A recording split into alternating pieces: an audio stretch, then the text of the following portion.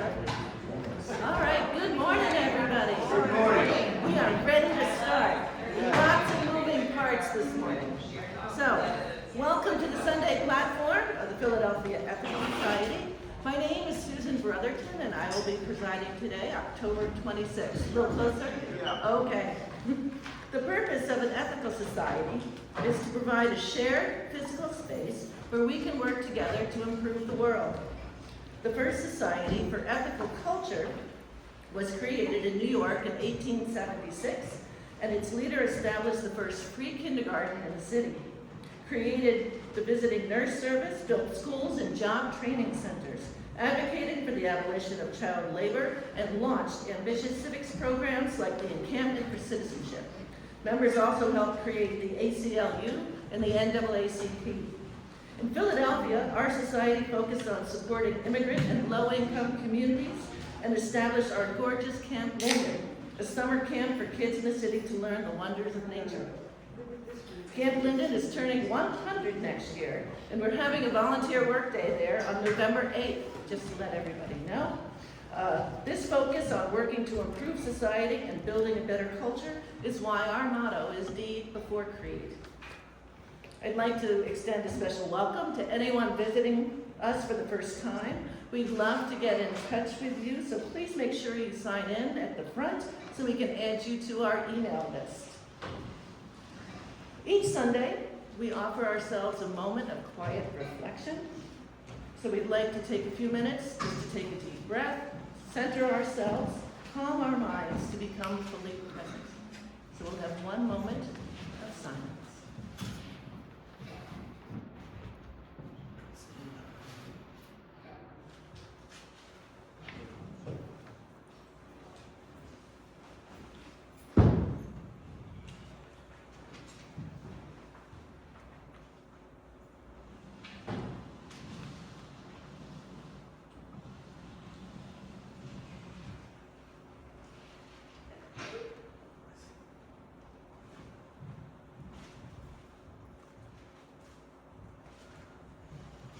Okay.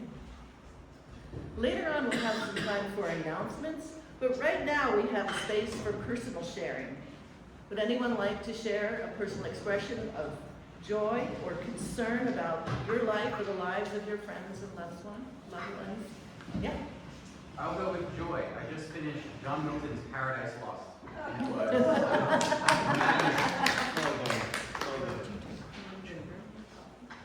Yes.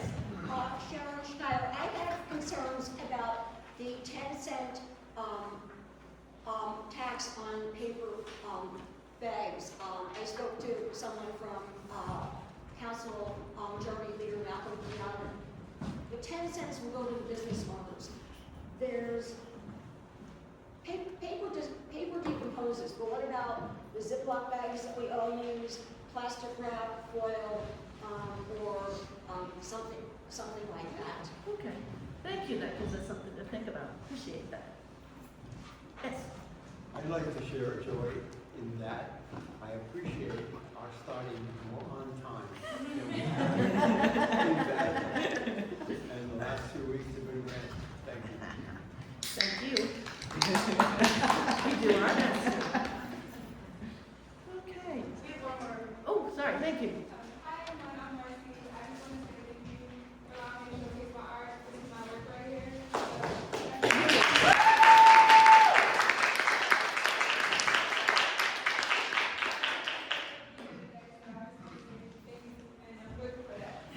Thank you. Anybody else? No, go birds. Go Birds! Okay. So this morning we will have Rowan Hooper on the piano. Where'd he go? There he is. Usually sit on the side. And if you'd like to tell us a bit about this morning. Yeah. I'm just going to miss the mic.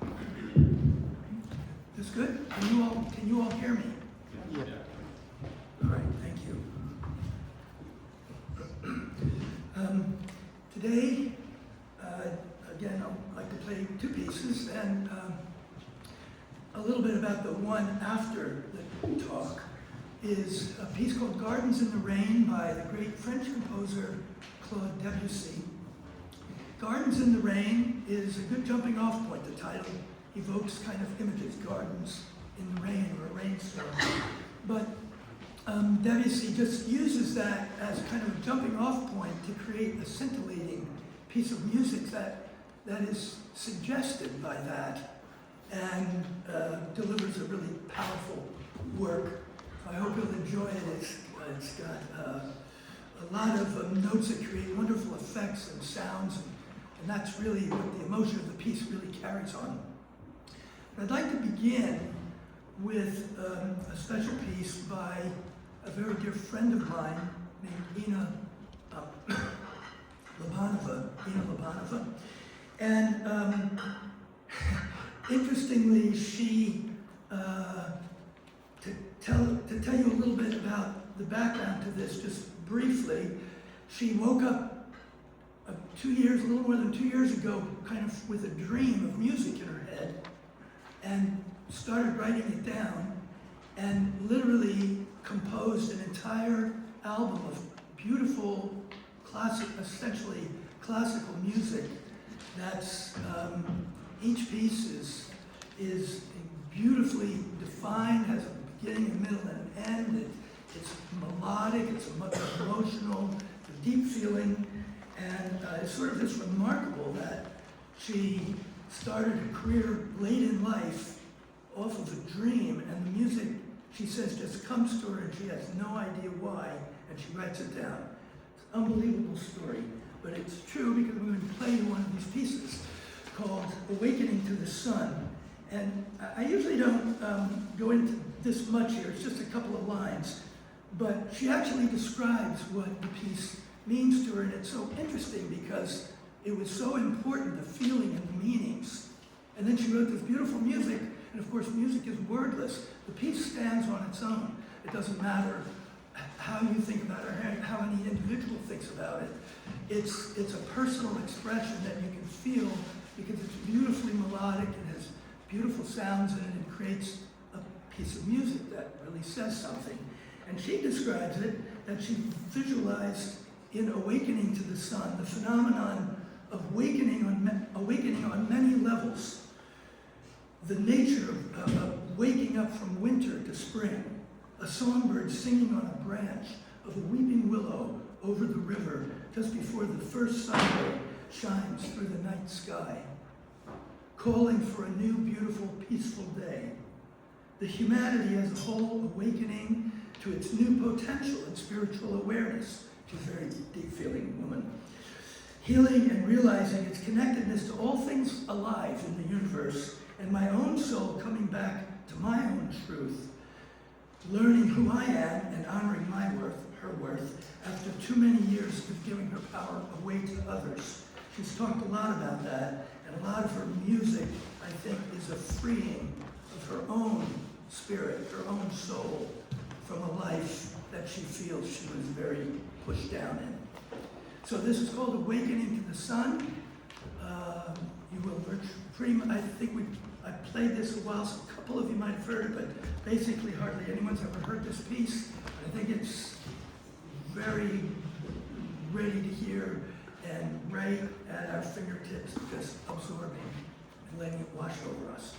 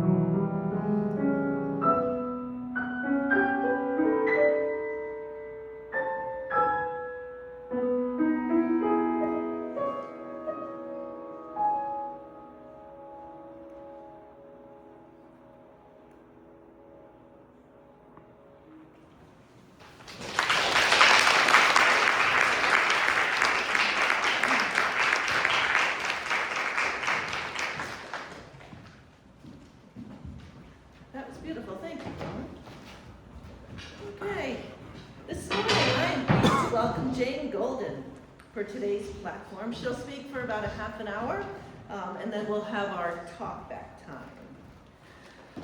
Jane has been the driving force of Mural Arts since its inception, overseeing its growth from a small city agency to the nation's largest public art program. Under her direction, Mural Arts has created over 4,000 works of transformative public art. In partnership with innovative collaborators, she has developed groundbreaking and rigorous programs that employ the power of art to transform practice and policies related to youth education, restorative justice, environmental justice, and behavioral health. Jane currently serves on the mayor's team, Clean and Green Initiative Cabinet, and as a critic in residence at the Maryland Institute College of Art. And I think it's welcome back, right? This is not the first time you've spoken with us. So, join me in welcoming Jane Golden.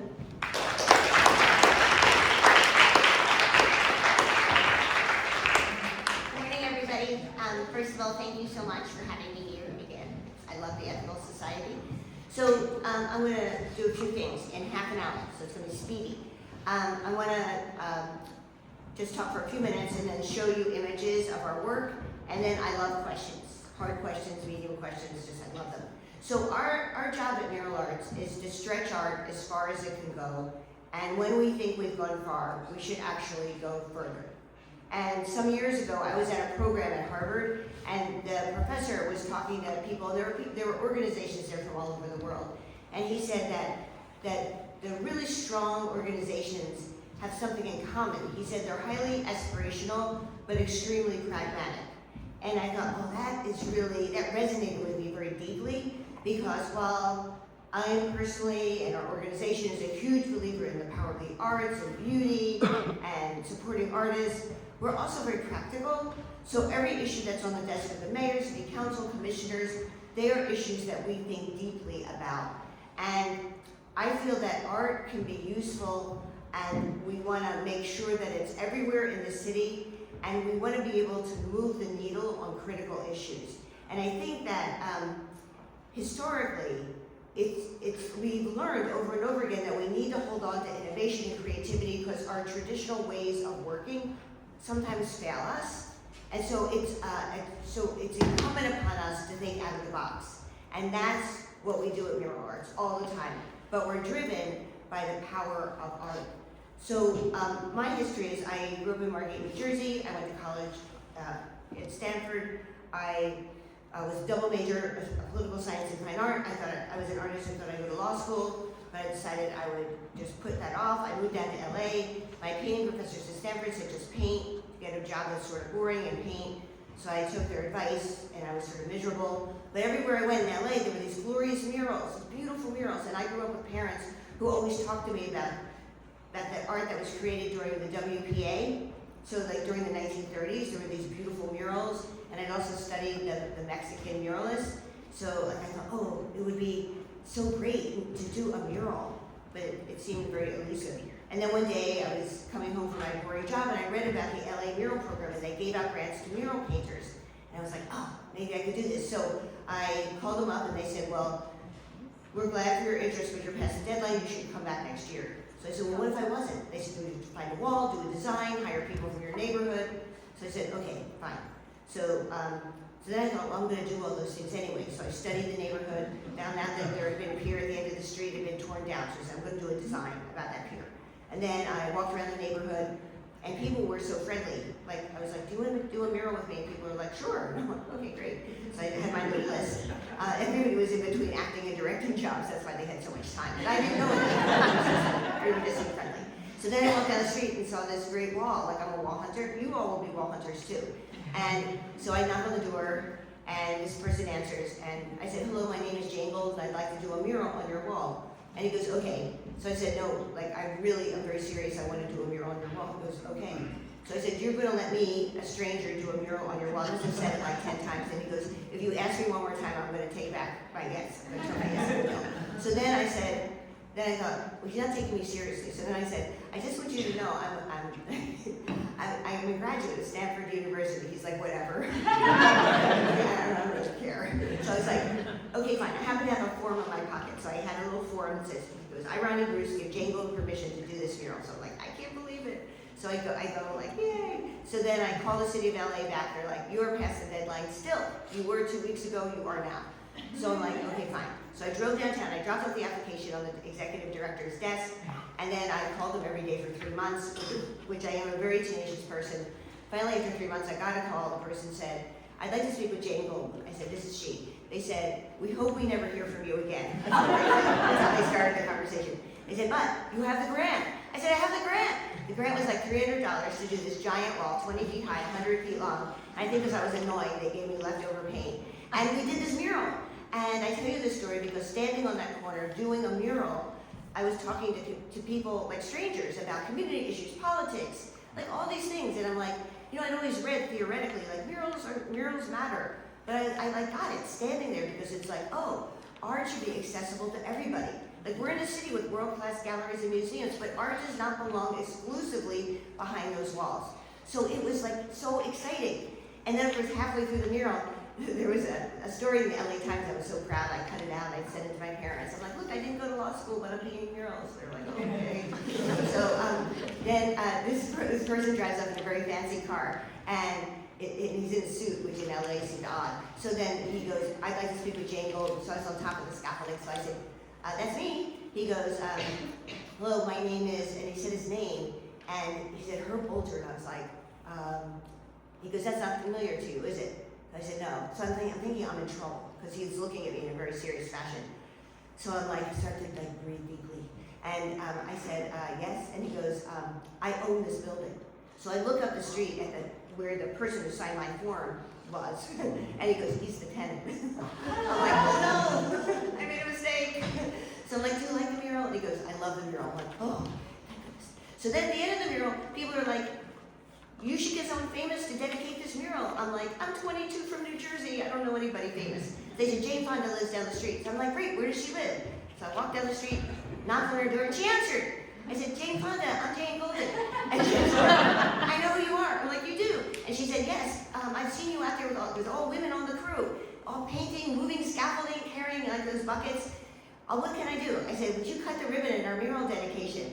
And then she goes, is there anything else I can do? And now I like, joke with my colleagues, I would ask for a donation. But then I just said, you could bring friends. I figured she was popular. And so she brought friends, and we had this giant dedication with hundreds of people cheering art. So then I decided to just do murals. So I did murals, like one after another, and then I worked with kids, and I worked with the LA probation department, then I got really sick, I had lupus, and I was told I wouldn't live very long. So when you're young, and you have no sense of your mortality, and it was devastating. So I came back east. There were definitely different medications I went on. I came up here to Philly, to Hahnemann Hospital, and as I started to get better, well, as I was coming up here, I started to read about that Philadelphia had the first black mayor, and it was Wilson Good, and everybody was super excited about this. And in the Inquirer, it said, in this interview with Wilson Good, he goes, he's starting this anti-graffiti network, and he noticed that a lot of the kids loved art, and he's going to start an art component. And I thought, that could be my job. And so I went home and I wrote a letter to the mayor. I said, I would be so honored to work in your administration. This is what I've done in LA. I'm attaching my resume. So then, what are the chances, right, that you hear from a mayor? Probably nothing. So then one day, like 2 weeks later, I came back to the movies and my dad was on the front porch. He was super excited. He goes, you won't believe who called tonight. I'm like, who? He goes, somebody from the mayor's office in the city of Philadelphia. I'm like, what? Holy moly, who was it? He goes, Oliver Franklin. He's the head of arts and culture. He wants you to call him tomorrow. So I think I was so excited I started calling at like 6 in the morning. Like, no one's answering. So finally I got him on the phone and he's like, I can't believe it when I saw your resume. I know your boss in Los Angeles. I said, oh. And then I go, ooh, because I'm a pest, right? I'm psychiatrist. I was like, yes. So then he said, then I called her and I asked if we should hire you. And she said, I'm going to tell you 2 things about Jane Golden. I'm like, oh, here it is. So he said, number 1, she will drive you crazy. She is the most tenacious person I've ever met. Number 2, you should absolutely hire her. I was like, whew. So then I drove up and I met Oliver Franklin. He sent me to Tim Spencer. I walked into this room, like a little smaller than this room. There were like 12 community organizers. Like it seemed like a ton of kids. Everybody was racing around. Clearly they were graffiti writers because they'd go in the hallway and sometimes they'd be writing on walls. I'd be like, oh my God, what's going on here? But it was sort of exciting. And Tim Spencer said to me, he looked at my resume for 5 minutes, he said, okay, you have this job, if you want it. It's $12,500 a year, you won't have a desk. I'm like, I'm flexible. He said, your title is field representative, we don't know what to do with an artist. I'm like, fine.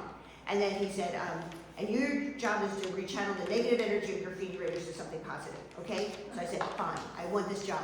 So it's like, I'll do whatever. So then I had the job. And I was like, oh my God, like, I didn't really know Philly, I didn't know graffiti writers, but I knew this. I knew I had to listen.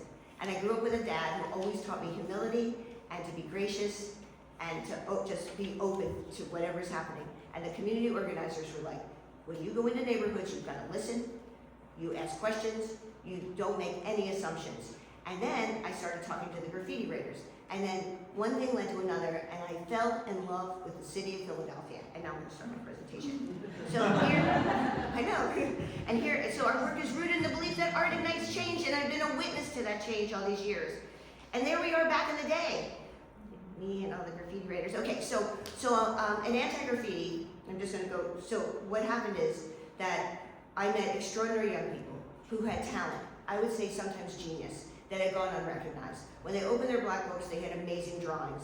And it was our job, I felt very strongly. I felt what I feel then, I feel today, standing before you. I feel it is our job to offer young people every opportunity and option possible. And anything short of that is unacceptable. And in our society, it was clear to me then, it's clear to me now, we're okay with mediocrity, and we shouldn't be. We need to strive for excellence. So we started taking kids to the Museum of Modern Art, Metropolitan Museum, going to the Philly Museum every Saturday. And you know, a lot of the kids didn't want to sign up for anti-graffiti. They're like, we want to use spray paint. And Wilson Good said, no spray paint. I'm like, you're good at spray paint. Just learn a million other things. And then if you want to use spray, you know, after work or on Saturday or Sunday, whatever, like I will help you write a contract. Like just be open, because like you're 15, you dropped out of high school, where are you going? Well, I'm gonna be Keith Haring. I'm like, only a few artists make it in America who could rely on their art. Be stronger than that. And I wanted to like I wanted to inspire them to be resilient and like to know a lot of things. And so we bonded, and for 10 years, we were like family. I'm in touch with so many of the kids I worked with back in the day. And in the neighborhoods, we went in and we were very open. And you know what people said to us over and over and over again? They said, we don't want art at first. They're like, we want housing, we want jobs, we want other things. And we would be persistent. We'd say, what would you like on those walls that are covered with graffiti? What would you like? And people said, well, you know what? Things are either not done or done to us. No one ever asks us what we want. So we'd say, we're asking you again, what would you like? And that opened up a sea of people saying, talking about memory, history, like heroes, struggles, triumphs. And you know what, everyone?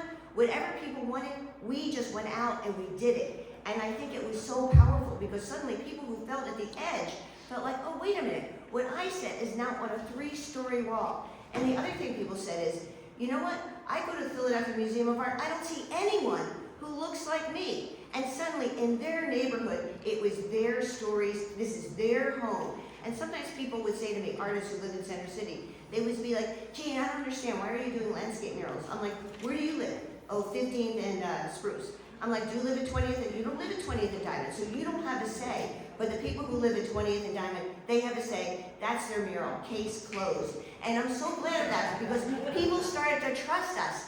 And it was just a phenomenal experience. Working at anti-graffiti was like getting 3 graduate degrees and how you work in the community. I will always be so grateful for that experience. Then we became Mural Arts. First I was going to go to law school. After anti-graffiti closed, I'm like, I'm going to law school. Thankfully, my brother's a lawyer. He said, don't go to law school. I said, what do you mean? And he said, you should run an art program for the city. I said, there isn't one. He goes, go start one. Go talk to Ed Rendell. I said, well, that's a good idea. So a friend of mine was a scheduler. So I called Susan. I said, would you sneak me in? Get 15 minutes. That's all I need. So I went in and I said, hello, Mayor Rendell. So of course, we knew each other from anti-graffiti. I said, I would like to start a community-based public art program, just like our model at anti-graffiti, but we won't be anti-anything, we'll be pro-art. So he said, well, far be it for me to talk someone out of law school, but I think it's a great idea. I'm like, you do? I was so shocked. And then he said, where do you want to be? We said, the Department of Recreation, because we like Mike DeBerardinis. I'd done research. So then we waited a week, he called us, he said, come up with a name for yourselves. So it was just a few of us, because there had been so many budget cuts at anti-graffiti. So we're like, what do we call ourselves? It's like when you're little and you have a spy club, what should we call ourselves? He said, the Mural Arts Program. So I called Ed Rendell back. The Mural Arts Program, he goes, great. So be it. You're now the Mural Arts Program. Jangle, you're in charge. I wasn't in charge of much. It was like a little budget. So we met the new commissioner, went over there, and he said to us, first thing he said was, well, we're so happy you're part of the Department of Recreation, but we don't have an office for you. I said, I don't know, it's something about the story of my life. I never have a desk. I said, we're pretty open, we're flexible. So they gave us this empty floor at 16th. It's like where it's the Phoenix. It's a fancy condo now. So we're like, we sat around this rickety table. We're like, we're the Mural Arts Program. Yay!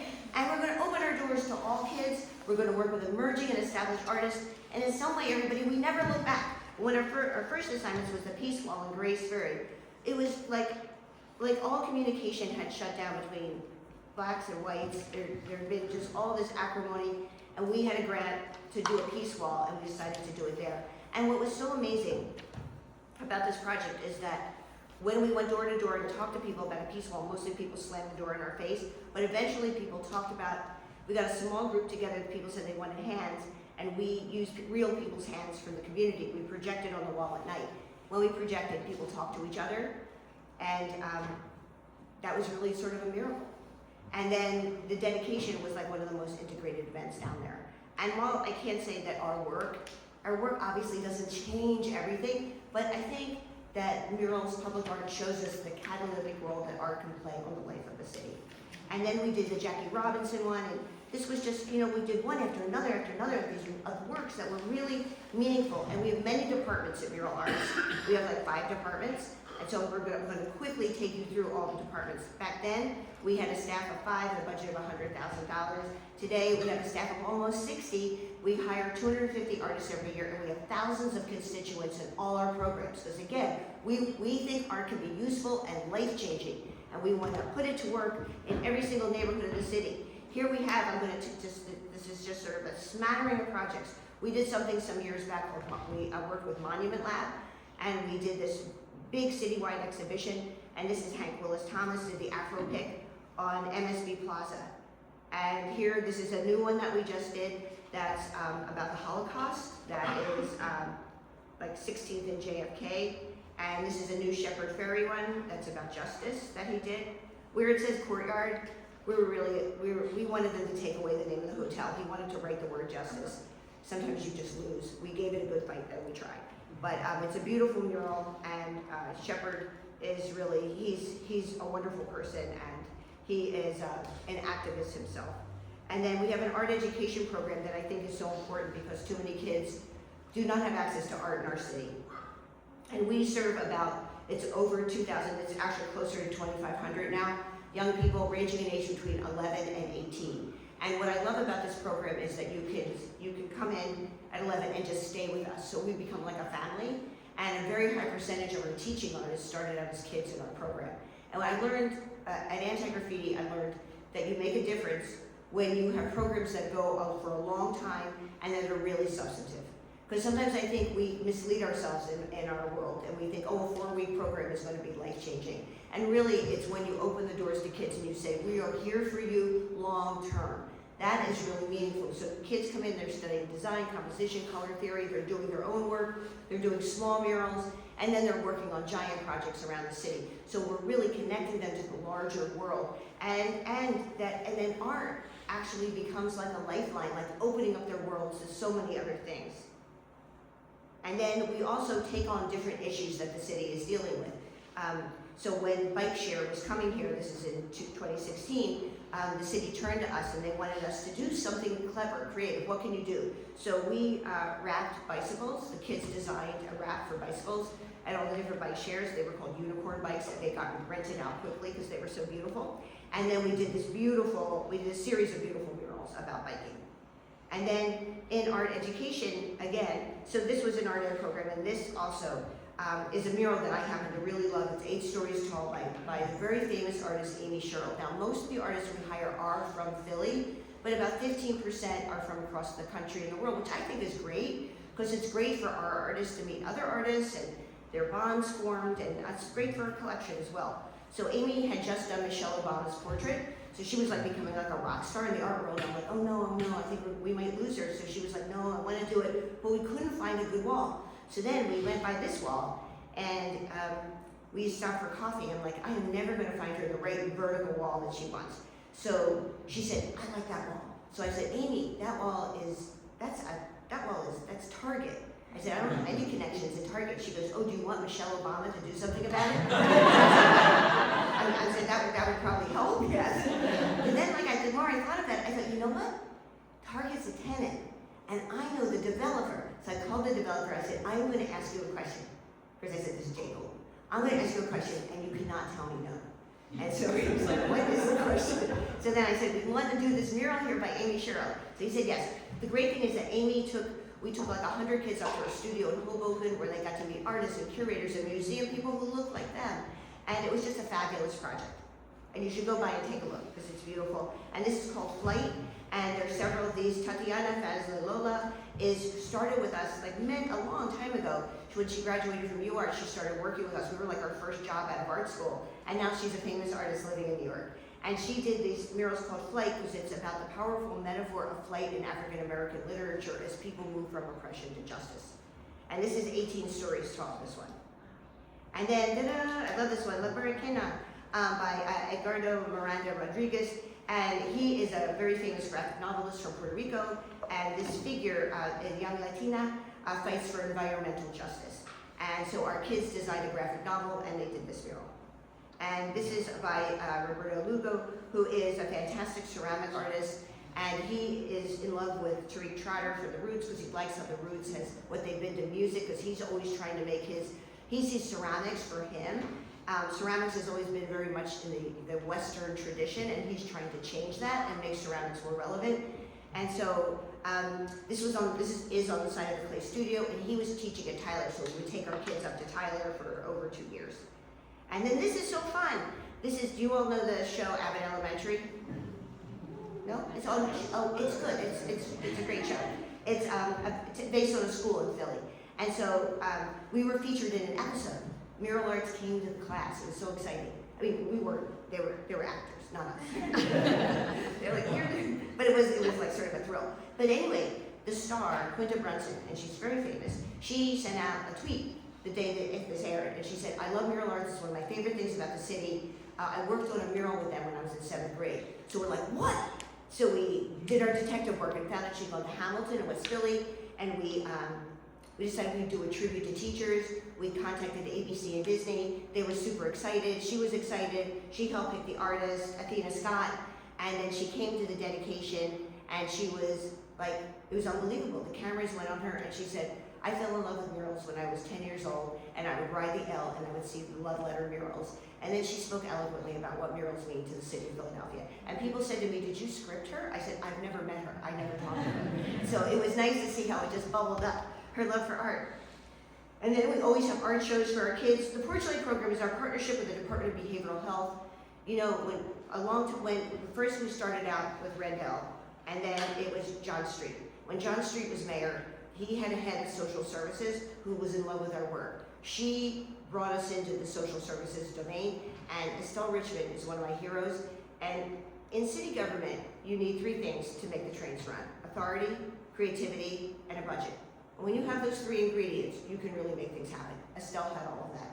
And she said to all her department heads, I believe in mural arts. I want you all to start working with mural arts and figure out how art can be part of how you do business. It was life-changing, transformational, unbelievable, and we started working with all these big departments.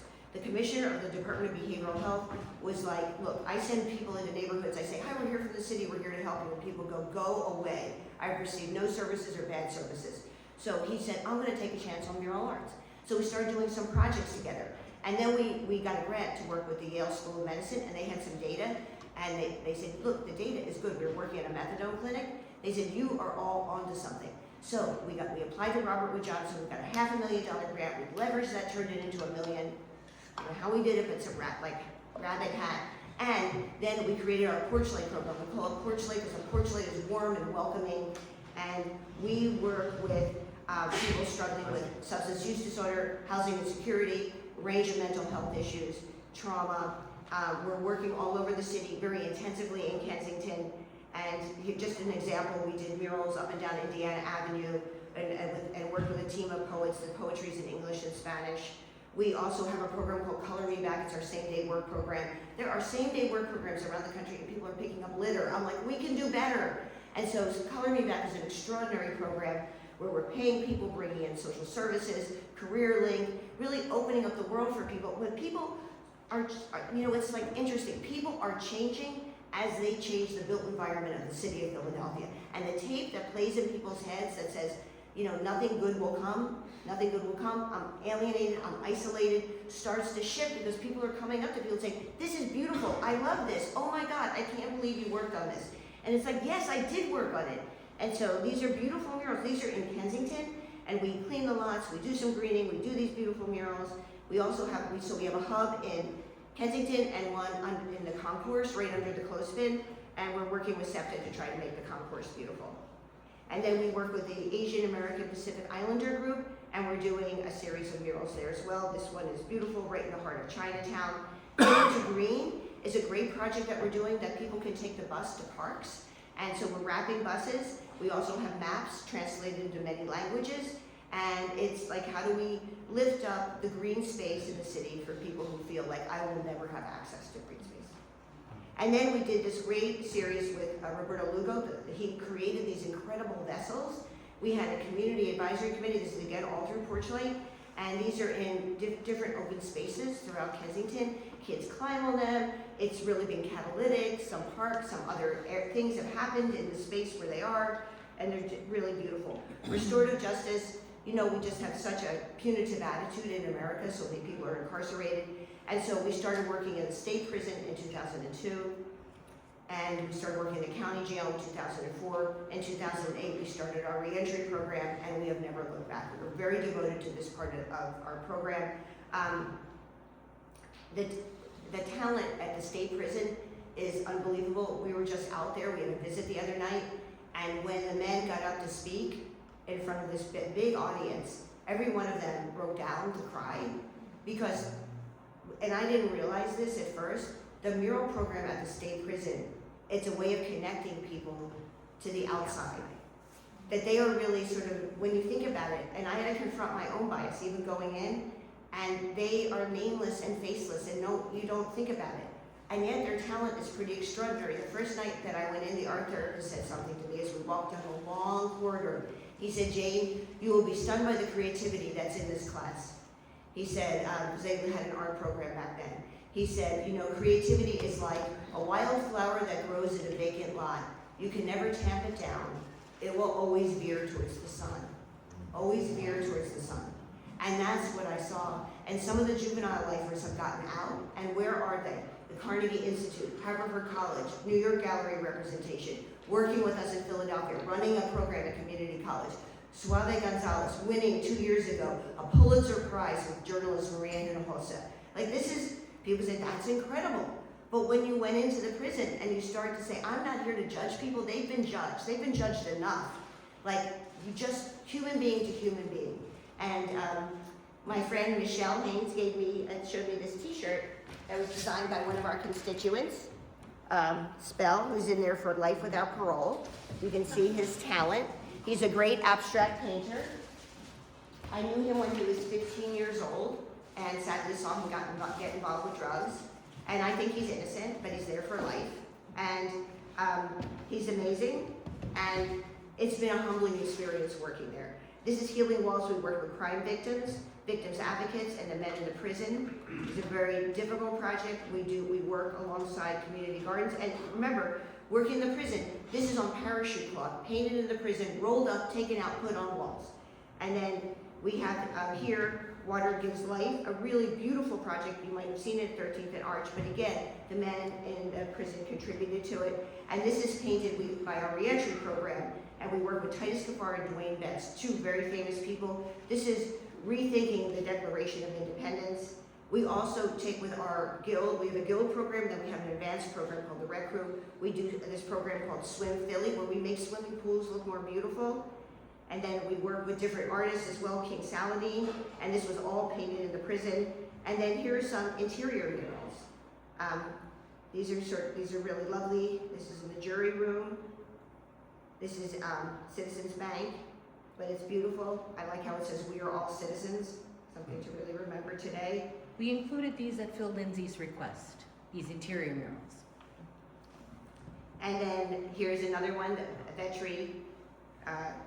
Vetri has a community organization, the Community Kitchen, and this was painted by women in our reentry program. Really beautiful. And then I'm going to end it with this image. This is Float Lab, and this is a floating laboratory performing arts space. As I said, at Mural Arts, we do murals, but we also go far beyond murals. And we've been working on this for 10 years. This will be docked by Bartram's Garden. By day, it will be a laboratory where young people can study environmental science, the water, and we hope like every young person in Southwest Philadelphia will be able to come. We'll have field trips to Float Lab, and at night it will be a performing arts venue or a place where you can go meditate on the river. And when we started this, people said, oh, this should be at the Navy Yard. And I said, it should absolutely not be at the Navy Yard. It should be exactly where it is at Bartram's Garden. Everyone, everywhere, deserves access to art and beauty. For us, it is a matter of equity. Over the years, I have seen the impact on individuals, as we've seen people's lives change, on communities, and by extension, there's a huge impact on the civic life of the city of Philadelphia as we have turned Philadelphia into an outdoor museum, but one that has real resonance and connection for the people who live here. And that has power. And you know, I was at a dedication yesterday, and it was in Point Breeze, an area that has been so gentrified. And there were about 150 people there, many long-standing residents. And the mural lifted up the leaders who were there, memories of people in that neighborhood, heroes of people in the neighborhood. And people were cheering. They were cheering this work of art. And that means everything to us. Rebecca Solnit says, you row forward, looking back. The past is set in daylight. Let it be a torch that we carry into the night. That is the future. I think that is so apt, not only for now, but as we move forward during these turbulent times. And then finally, I just want to say that I have the saying, I say all the time that art ignites change. And I say that because I've had the great privilege and honor of being a witness to that change over 30 years. Thank you.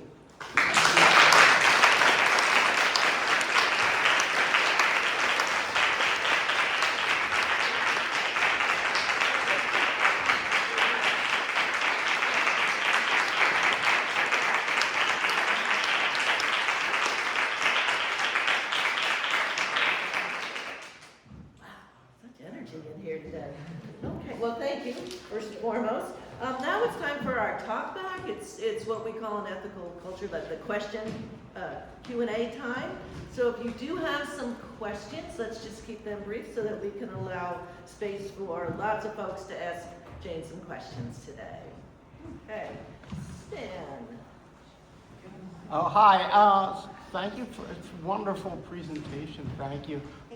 During COVID, one of the ways I maintained my sanity is I worked on a book on Philadelphia murals for an author, Alan Heller. You might know him.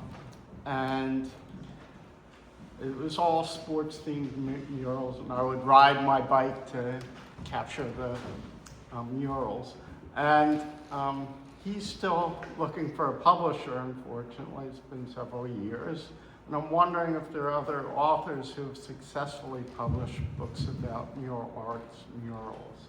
Well, we have, from Temple Press, there are 3 mural books. Their first 2 are more like coffee table books. And the third one is, and the authors have been, well, the third one is a collection of essays, so there are many authors in that book, which is what Temple wanted. It would be really nice because there's so many sports lovers and we have so many sports murals.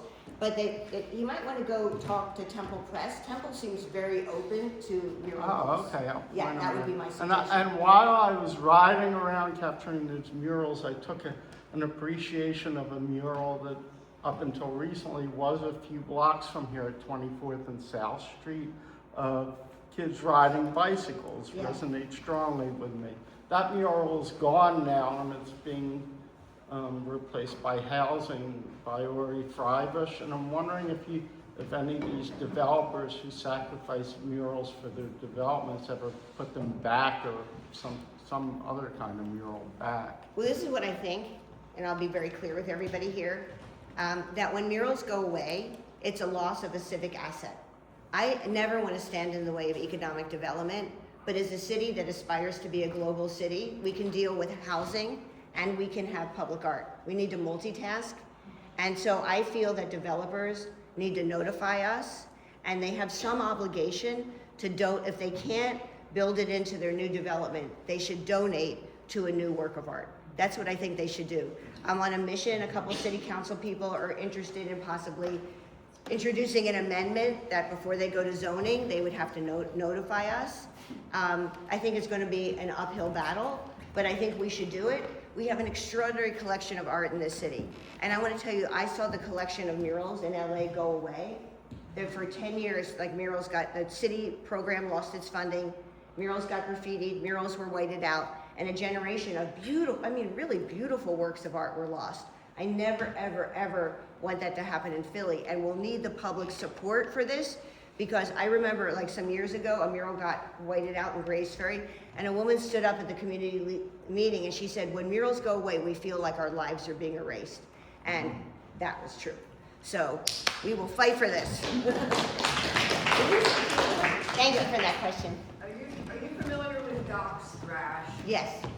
You know, the art museum actually had exhibited this work, and there was a mural of Doc's Thrash in North Philadelphia on a wall. That's And right. suddenly one day it was gone. Now you're talking about it going away. Do you know why that Doc's Thrash mural? Development. It was development is why it went away, and it's on our list to recreate it.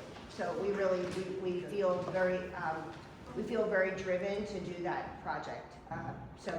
And just so you know, our budget is half city and half not city.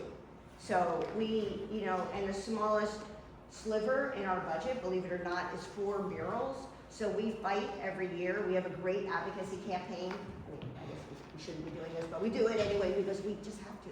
I can't help myself.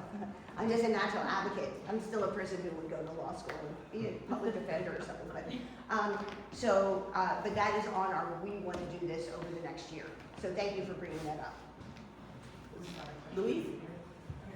Yeah, I was wondering what the relationship is between the Mural Arts Program and the 1% for art, for redevelopment. There's actually the 1% for art in the city, we have no relationship with, although now with Mayor Parker and Val Gay running Creative Philadelphia, she's much more open that when there are different projects that would be really pertinent to us because of the work we do, that we could possibly work together. But for the past many years, it's been something very separate from mural arts.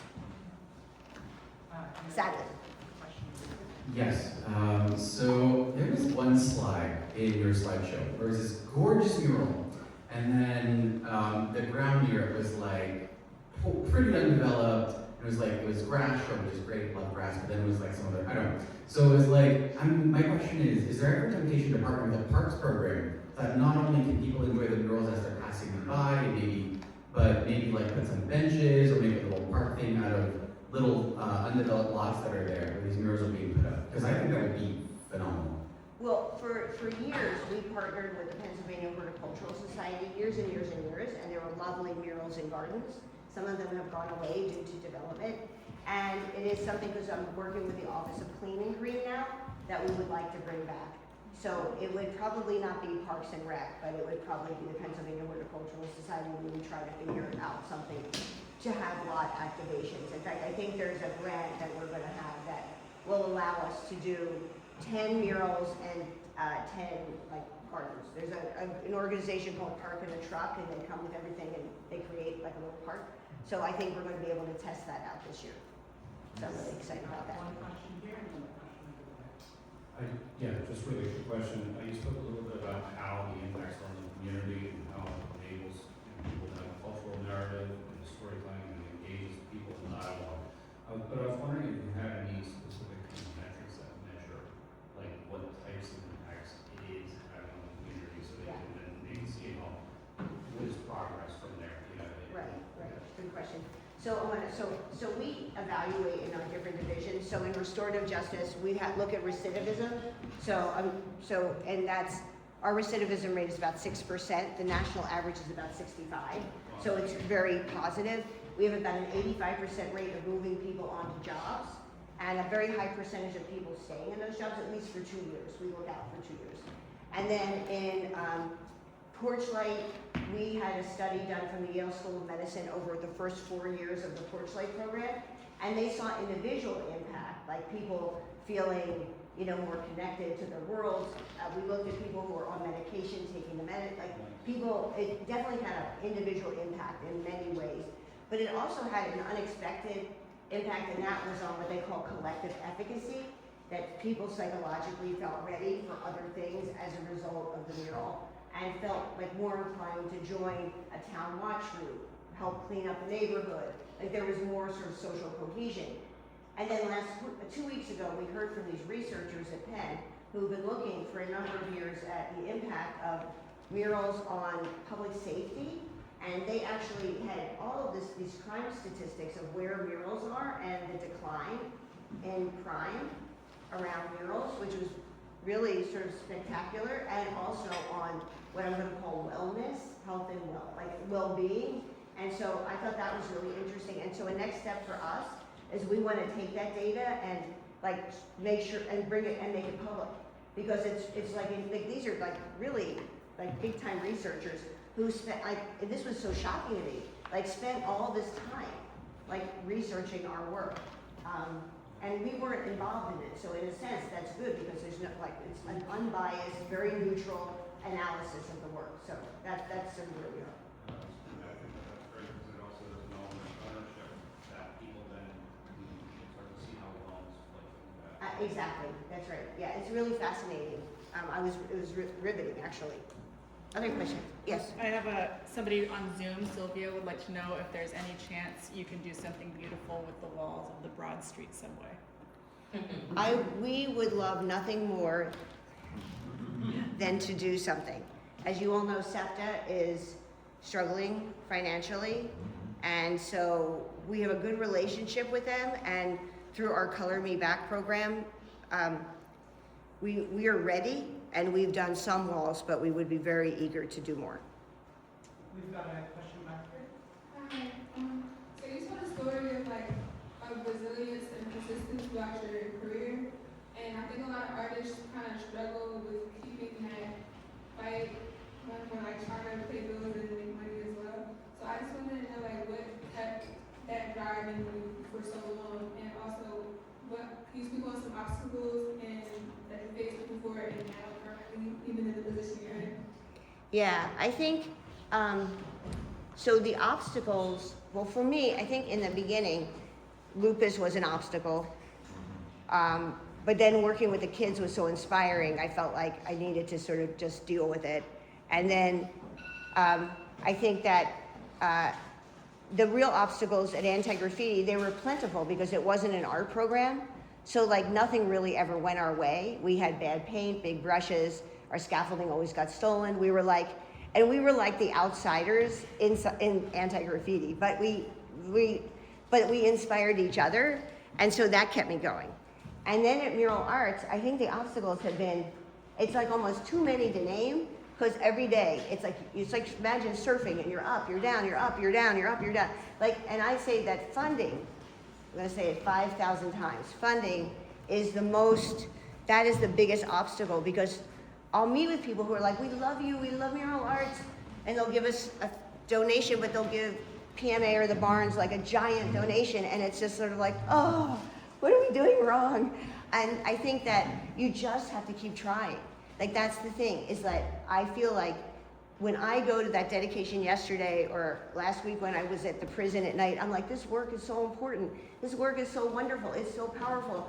People at Mural Arts are doing their work with incredible integrity. I just feel like we just need to persist. So that the work, just like with you, the work is what should drive you on. And by the way, congratulations. The work is really beautiful. And you should know we also love artists and support artists as much as we can. We have a fellowship program, an internship program, apprenticeship programs, muralist training programs. So I'll give you a card. But just keep going. Philadelphia's West Thank you. You're amazing. I just have nothing but kudos for all the work you've done. It's so impressive. Thank you. Do you have understudies? I mean,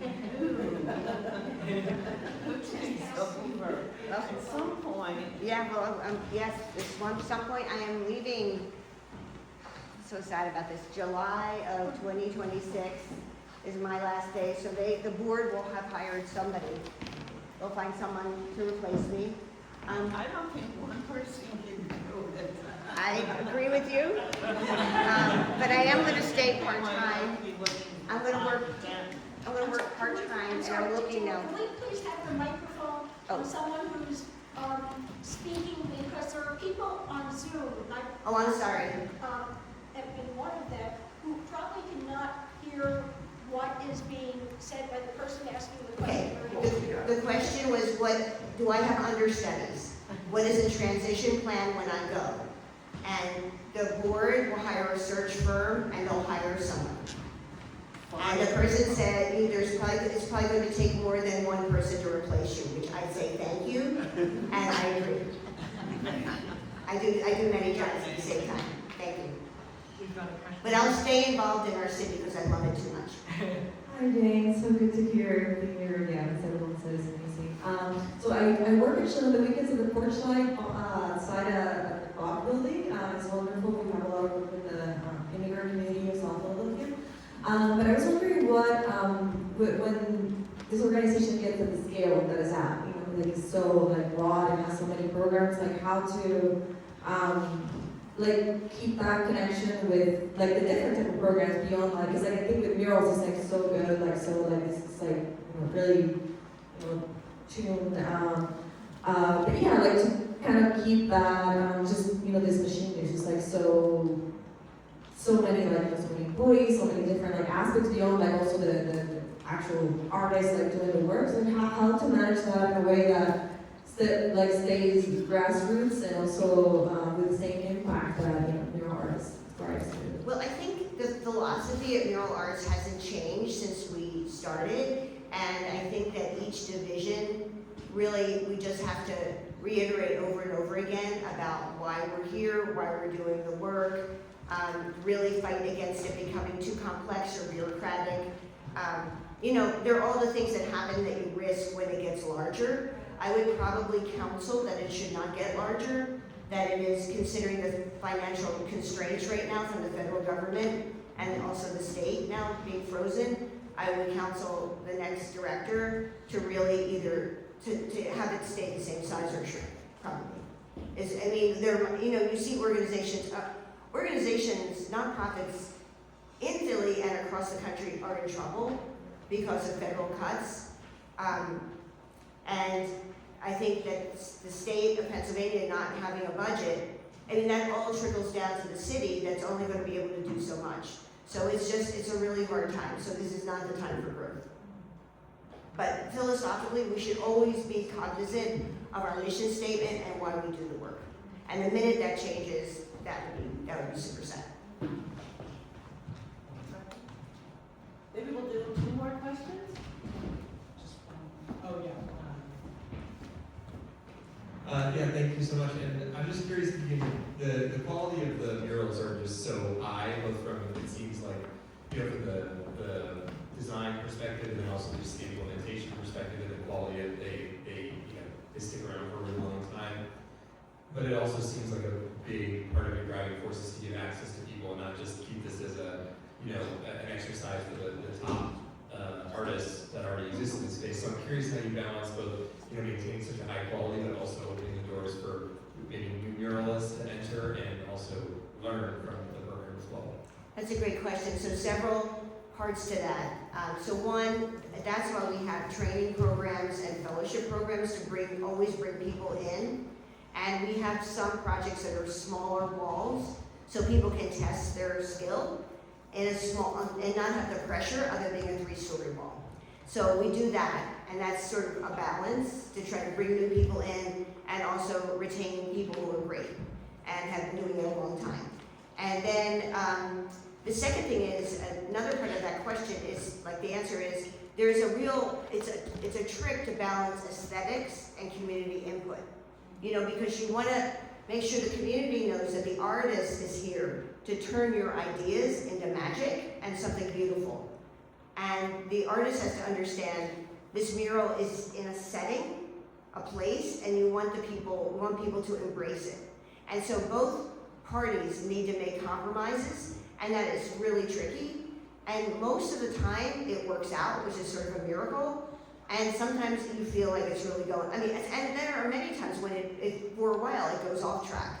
And then you have to have a really good project manager, and the design review people like to really be all pulling in the same direction to get something that's high quality, but something that is really reflective of the community. And that definition can change sometimes. Sometimes there's a high degree of community input. With Amy Sherrill, we just notified Wash West. I mean, that there wasn't like, it's not residential, so it depends where we're working. You know, if you're in a neighborhood and there are 20 houses that face the wall, I mean, you really want community input. And sometimes community groups are applying for murals, so that's different than a business along a commercial corridor, in which case you're notifying people and want them. There should never be surprises, but we have different ways of working. But in the end, public art is complicated. Someone once said to me, it's not for the faint of heart, and I'm certainly a witness to that. But it's all wonderfully inspiring, even when it starts to go wrong. And in fact, when it starts to go wrong, and then it turns and starts to go right, it's thrilling. Okay. Oh, yes. Thank you for your DOC work. Out of the 27 facilities, are all of them cooperating with your program? Or is there resistance for you to come in? You mean across the state? Yes, Pennsylvania. No, we only work in Phoenix. But I am going to have a conversation soon about trying to replicate it in other places. California has an interesting model. They have art programs in every single state facility, and not just visual arts, but performing arts. Because a famous actor started that program a long time ago, Tim Robbins, I think. Anyway, so I'm friendly with the person who chairs the California Lawyers for the Arts. And so she's really given me a lot of information, so that would be a dream for us. Because it's really effective. It's a super effective program.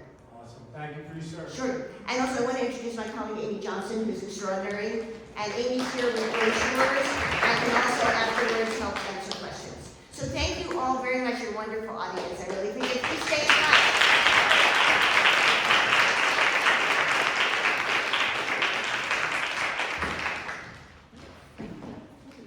Okay, let's welcome back Rollin for another performance.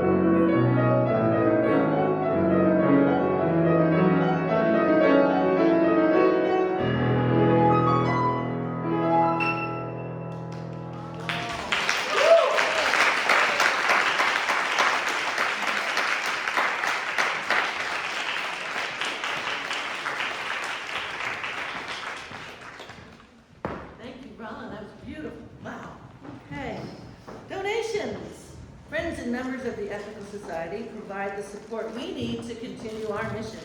To contribute financially, you can mail a check or click on the donate button on our website, or you can use the collection plates that shall be going around shortly.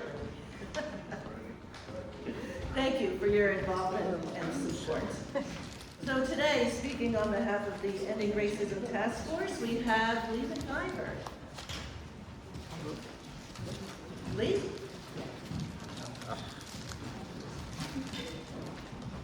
I didn't see you back there. Go ahead.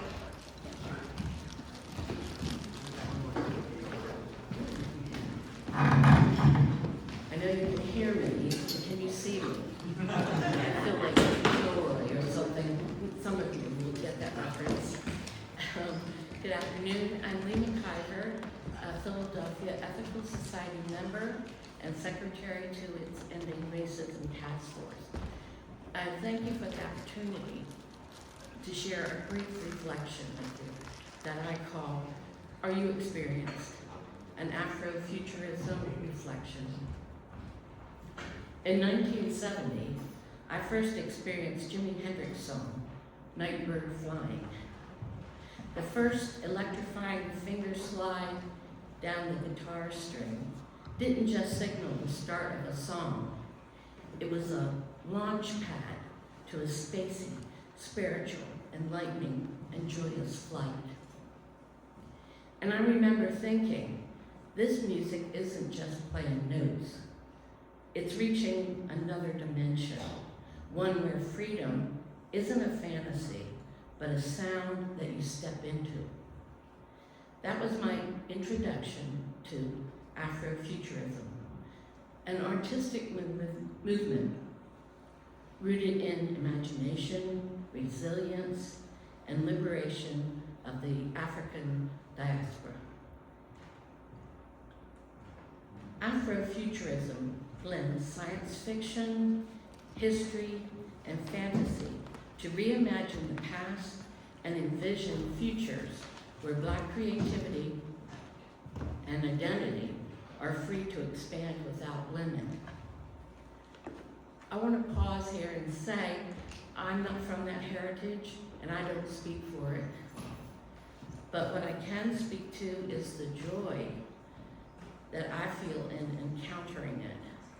The joy of discovering stories and sounds that expand my understanding of the human spirit. That Hendrix song continues to be a touchstone for me. It's transformational, it's alive. It leads me to explore not only other Afrofuturistic artists, but also the deep roots of blues and rock, and more recently, the wondrous, boundary-breaking work of Janelle Monáe. And it's not just the music. I find myself equally moved by Afrofuturism in other forms, visual art, films, literature, wall murals. But those reflections, as they say, are for another day. What matters to me now is what this movement invites all of us to imagine boldly and listen deeply, to engage with respect, listening first to Black creators who define and expand Afrofuturism in their own voices, to support them by reading their books, viewing their art, attending their performances, and compensating them fairly. Because ultimately, Afrofuturism is not only about race, it's about possibility. It opens doors to new ways of seeing ourselves and each other. In a time when so much of public life feels consumed by division and cynicism, Afrofuturism feels like a door opening, a reminder that imagination is not an escape from reality, but a tool to transform it. And that has given me hope. Thank you.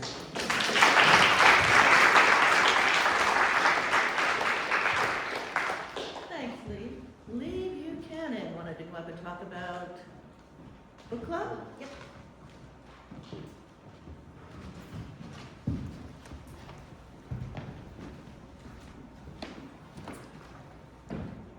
So this is just a heads up. We are starting a in-person book club here, and it's called Classic Books for Troubled Times. The idea is to read great works of literature from the past that resonate in some way with the general suckishness of the present. These are sort of, all books are going to be at least 40 years old and have enduring value. Think of it maybe as the Odyssey to Handmaid's Tale.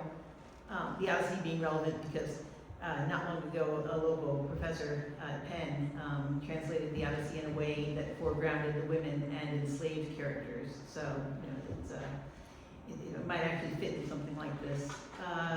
We are hoping to get a sort of a core group who would be coming month after month, although of course people can pop in for books they're particularly interested in.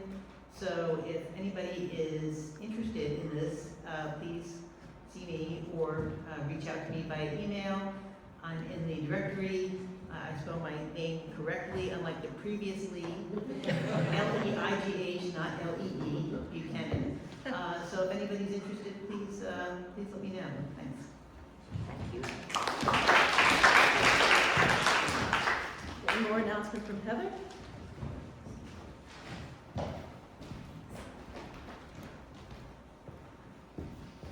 always love it as a short person when the microphone is already down and I get up to it.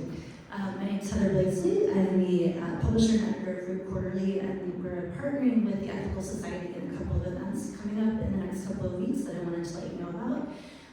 We have a weekend called Founders Weekend that overall is doing the thought experiment that says the first 500 years of American history will be early American history to people at some point. And therefore, we are all founders who are responsible for the direction that the country is going in.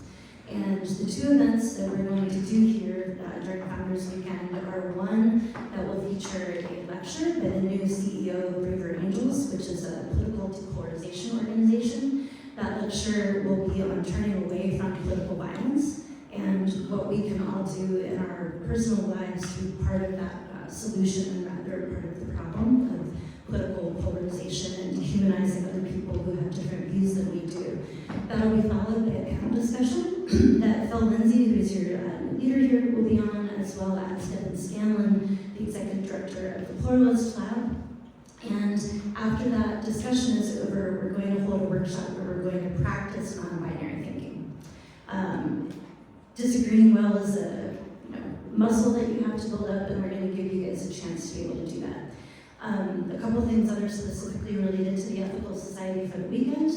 There will be posters in the back, but if anyone needs a free ticket to any of the events that we're holding here at the Ethical Society, you can use the code ETHICAL for that.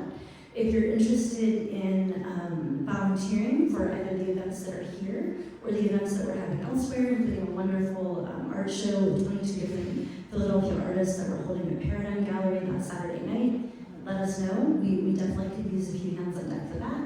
And the issue of Root Quarterly that will be out in conjunction with Founders Weekend is our conservation issue, and we were delighted to be able to highlight Camp Linden and the great work that the Ethical Society is doing in that magazine. So we're really excited about the partnership. We hope that you will consider coming to the events. The flyers are out on the table. They look like this. You can take some home with you. And if anybody has any questions, I'm here to talk with you about that. So thank you very much.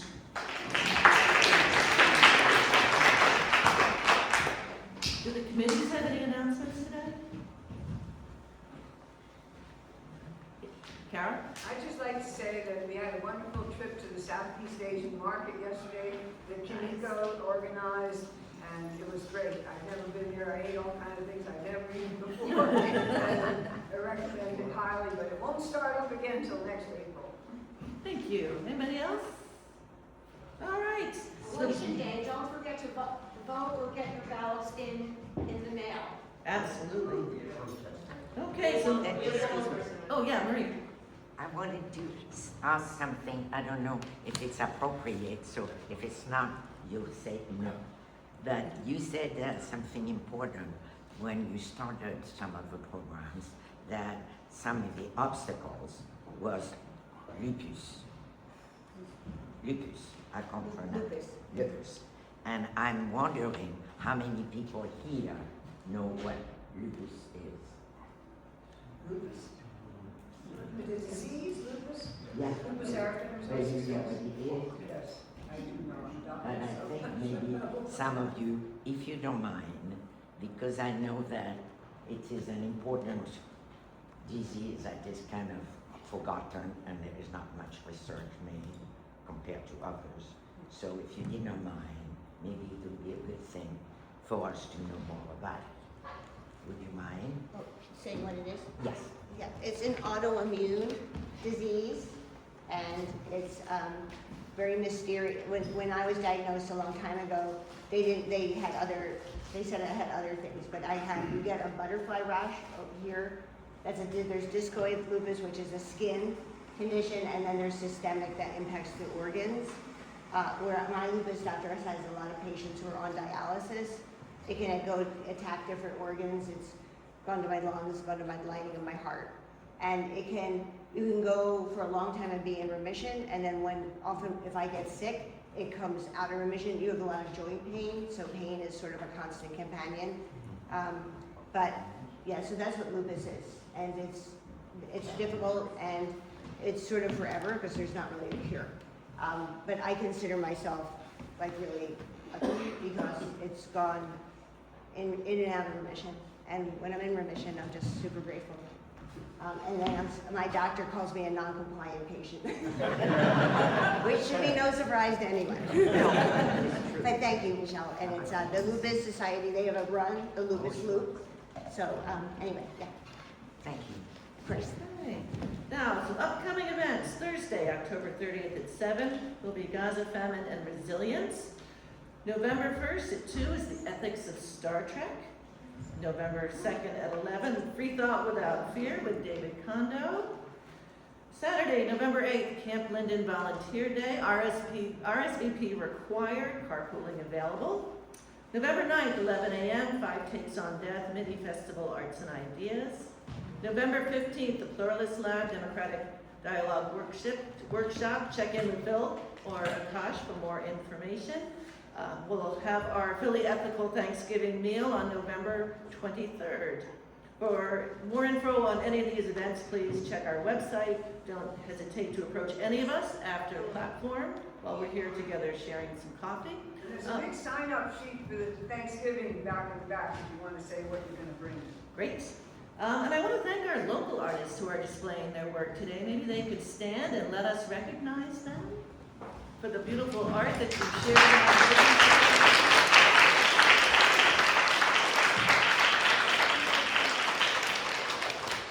It looks so different in here. And, brought those in honor of Jane speaking today. And let's thank Jane Golden one more time for speaking.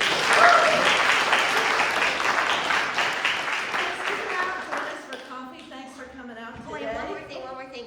There is the public defenders every year have an art show for the men in the state prison and our reentry program, and it's going to be, and this year, for the first time, they're opening up to the public. So if you go to our website, I think it's like December 2nd or 3rd, the night that's open to the public. But the work is fabulous, and it's all for sale. Okay, thanks.